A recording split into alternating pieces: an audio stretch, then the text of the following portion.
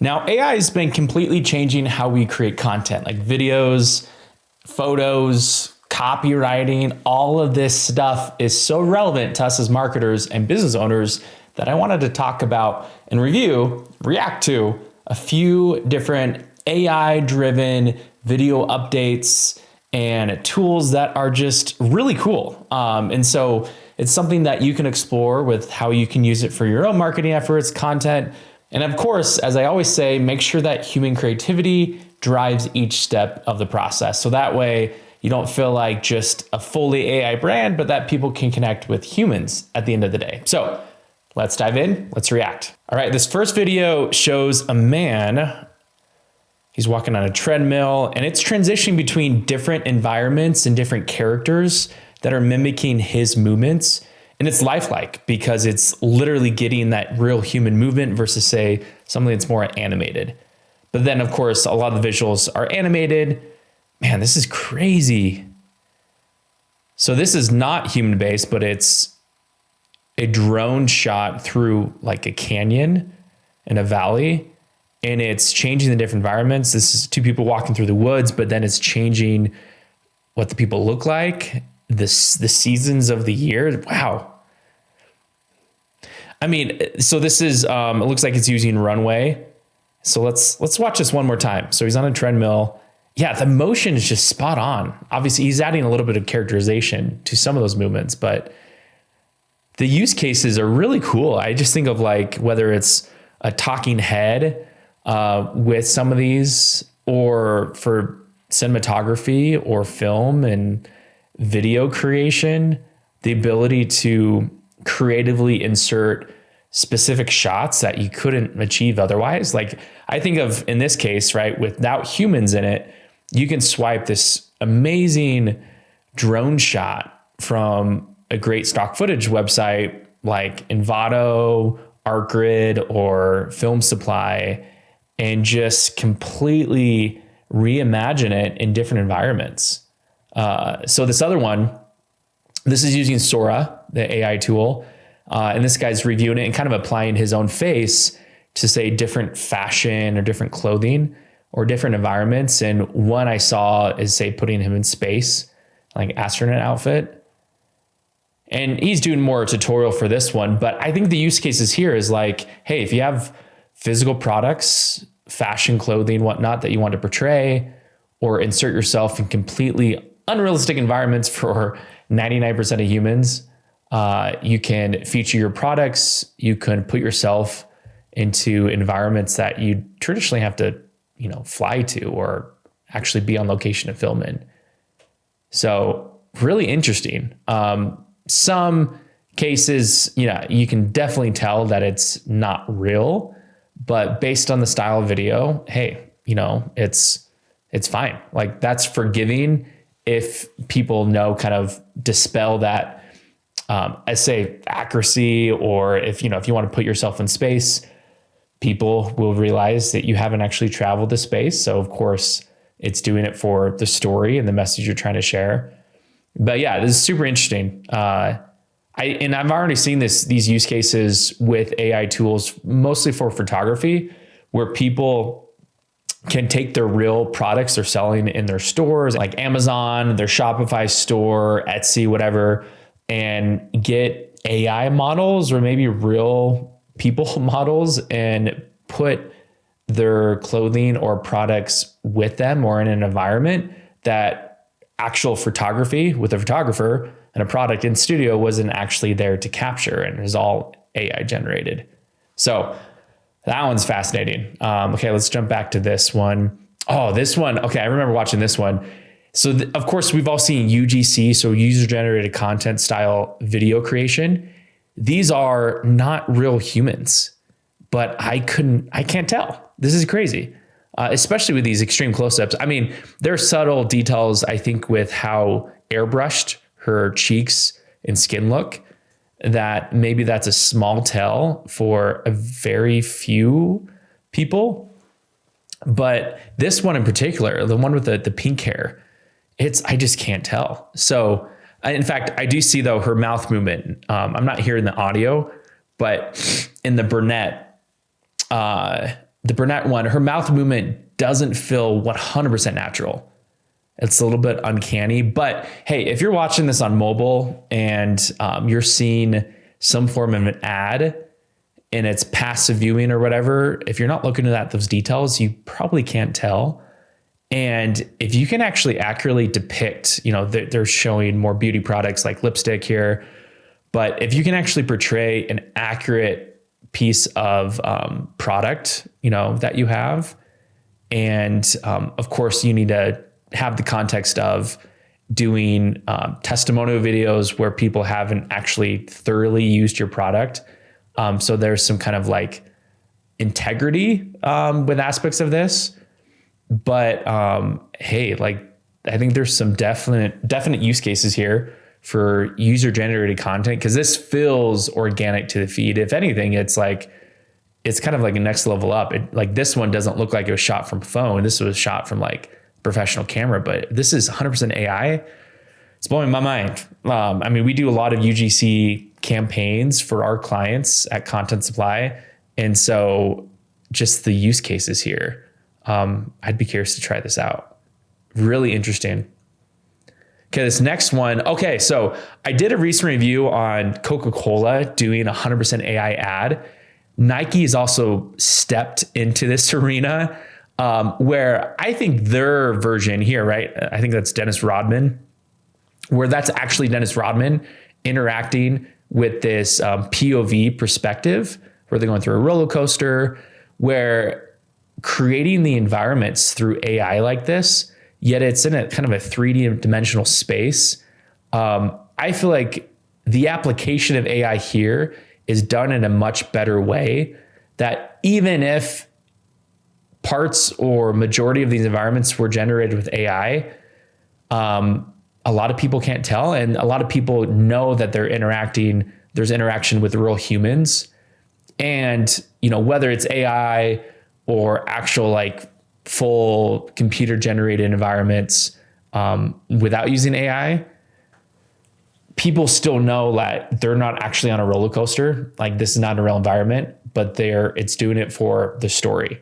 And so it's just another like use case of this tool. If anything too, what I'm imagining with this is like, think about all those rides you do at like Universal Studios or, Disneyland, Disney World, whatnot, where you're in a virtual reality environment, or you're going through these roller coasters where you're not really moving as much, but the POV experience makes it immersive.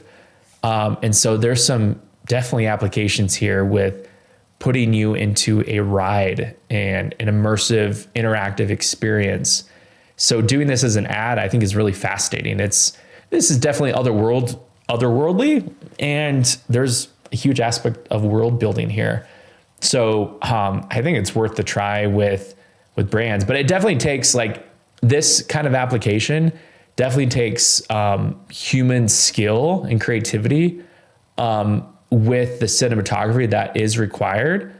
I'm sure Dennis Rodman was filmed entirely on a green screen, and things were shot list, storyboarded shot list, planned in advance very intentionally, and that it took a lot of, like you kind of see down below, right, the different environments, but it took a lot of like workshopping and prompting with AI.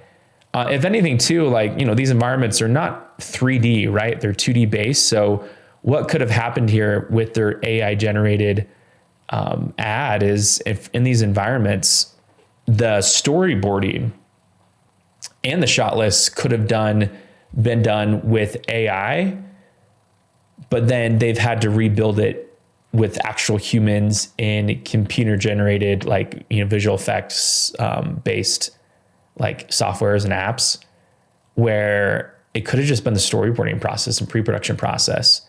And then they just manipulated some of the photos. So this one, I would say more than the Coca-Cola AI ad, involved a lot more human input to piece this together. But it still just shows the potential of like, make AI a collaborator, and yet you can still incorporate original content creation through the process. So, hey, try it out. I think that's really fascinating. because this one's funny. It's got a baby standing and basically in a kickboxing fight with a rooster. And this person is showing a tutorial of it. I think it looks like ideogram AI. But I mean, if anything, this is for like clickbait, viral worthy content, but it's funny. I mean, it's just I think a big part of this too is like the AI is only limited to your human imagination. Like you're going to need to know to do this type of prompt where like put a baby and a rooster on a beach and then generate a video version of them kicking each other. It looks like he's using another tool like Hallelujah AI. But it's text to image and then image to video. So, I mean, I think this is all viral worthy. I mean, he or she is even showing the view count of this type of viral content. So if you're wanting clips for simply just traffic generation, not necessarily lead or sales per se, hey, could on the social platform. But hey, this is a good way to kind of hook the viewer, maybe build up your follower count. But it's simply just for virality.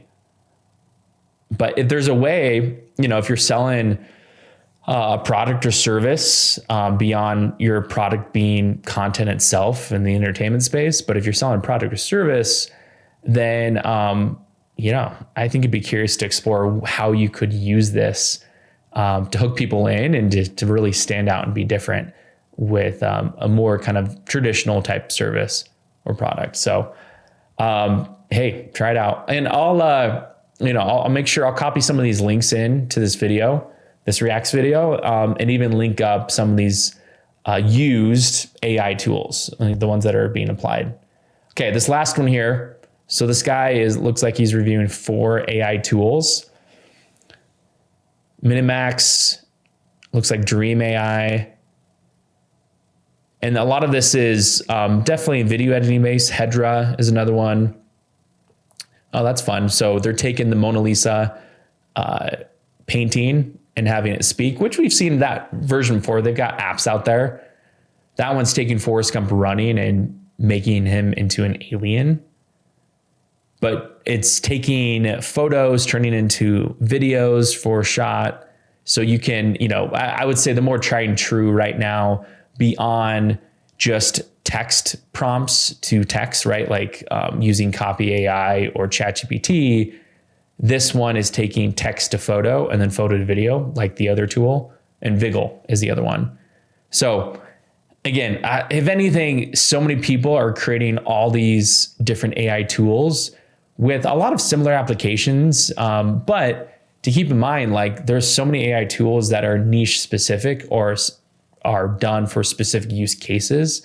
And I think that's where the interesting applications come into place, where for your own marketing efforts and content is like, what can we do to brand or apply this to our own film, our own videos, our own ads, social media, and really tap into marketing opportunities. But let me know what you think. How do you feel about AI in general? These AI tools helping to power content creation in your marketing efforts. Do you feel like it is robbing jobs from humans who are in the visual effects space, the video editing space, the voiceover space, just any creative skill or job out there? Do you feel like it's encroaching too much on that? Or do you feel like these AI tools are just exploding the opportunities and creativity at a whole nother level, and that it's just changing the game? I lean on both sides, but even more so on the latter, where this is creating so many opportunities. If anything, it's allowing creative people to allow this to power parts or maybe all of their workflows based on their project and content creation. And it's also allowing creative types to figure out what it looks like to even adapt and develop your own. Maybe you're building off of current APIs that are available out there, or you're building something from scratch yourself to really level up your visual effects, your video creation, and all types of content out there. And so explore what this looks like for yourself. But if anything, you're only limited based on the effectiveness, the creativity of your prompts in a lot of these. But it is definitely a progression, right? Like I find the most reliability comes simply with like a ChatGPT type prompt where you prompt it, it gives you a text type response. I use it every day for search and in practical applications, but the searchability of the internet today, and it gives you text-based responses, right?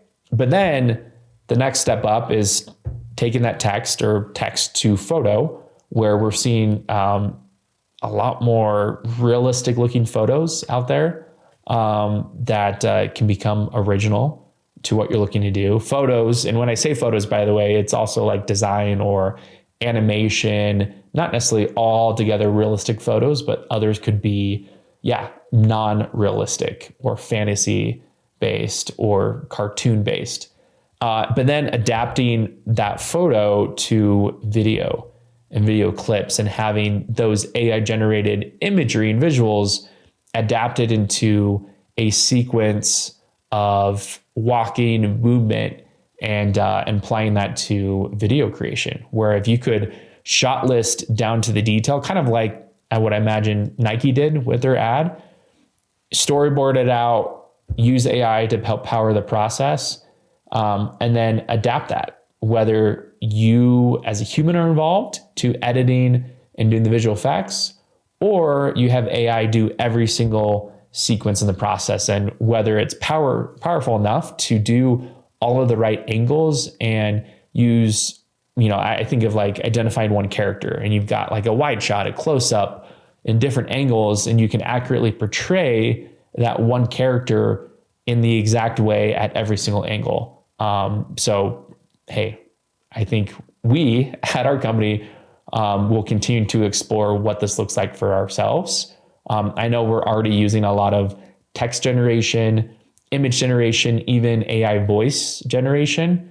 So that way we can fill in the gaps in video edits and our content creation efforts for ourselves and clients. So there's already a lot of use cases that's helping to speed up and improve our workflow, yet still involving the human through the process of making human-driven content. But again, consider what this looks like for yourself and your own marketing efforts and company. And let me know down in the comments below. Thanks for watching, and we'll catch you in the next one.